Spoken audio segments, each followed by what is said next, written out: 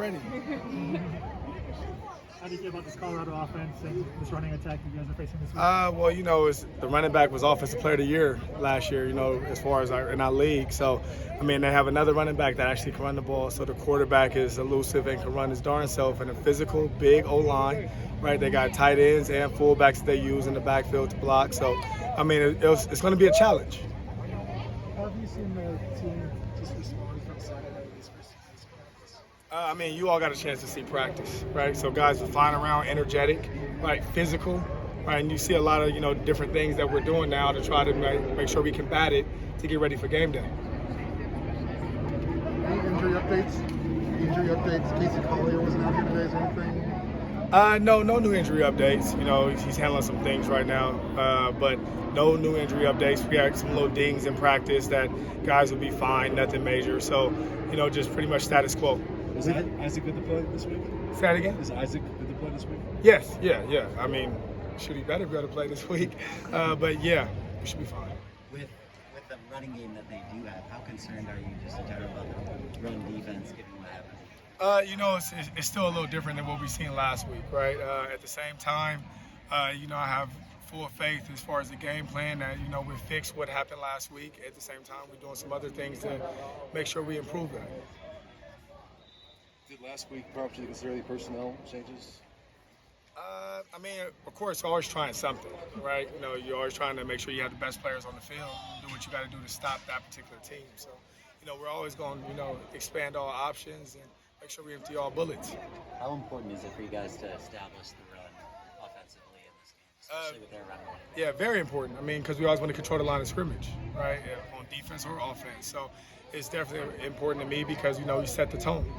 Donte was really strong to start that game on Saturday. Obviously, you guys had to go away from the run game, but what's he kind of shown you, especially with this past week? In the beginning, he was dealing with a couple of things as far as getting healthy and stuff like that. So he's showing that right now he's healthy. He ran the ball physical. He made some guys miss in this past game. So, I think that's only going to improve. Running backs is all about rhythm. So I think he's starting to find his groove, and it's going to continue to get better. What's the impression the most about Drake this season? He's a beast. I've always said that, from day one before the season started, I said that's the Biletnikoff winner. So nothing is shocking me that he's doing. I expect it. Do you worry at all about him just with nicks and bruises? Because it seems like a lot of guys are getting their shots in on him, especially over the course of this past month. Well, no, not really. Last week he took 2 days off. So, he's fine. He got 2 days off more than the rest of us. So I think he'll be fine. You see him in games every now and then. Somebody hits him. It's like, he'll stretch something, but he gets right back up. And the next play, he's right back doing what he needs to do. Is there any worry at all to rely on him too much? I don't think it's never a worry to rely on a great player too much. Did the Lakers rely on the guys they had too much, or did the Bulls rely on Jordan too much? That's what you do if you want to win games.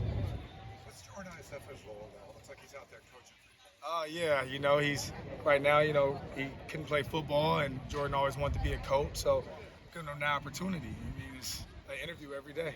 What's the biggest thing you need to correct in the run defense? I'm sorry, I couldn't. What's the biggest thing you need to correct with your run defense?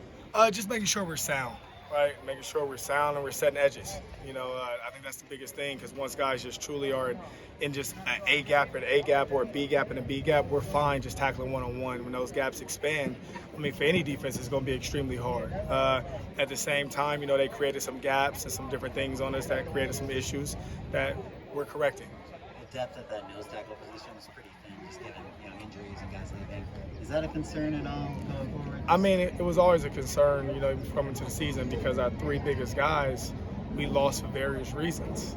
So Stanley's done a great job in there, but at the same time, at D-line is one of those positions where usually the guys never play more than half the game. Right now, we're kind of forced where guys are playing a little more than half the game because of just the depth. So, we'll continue to, look at expand all options there. That was the first loss you've experienced as a head coach. What do you learn from that? I learned that I just need to work harder, and everybody needs to get better. Everybody needs to do a little more than what they're doing before.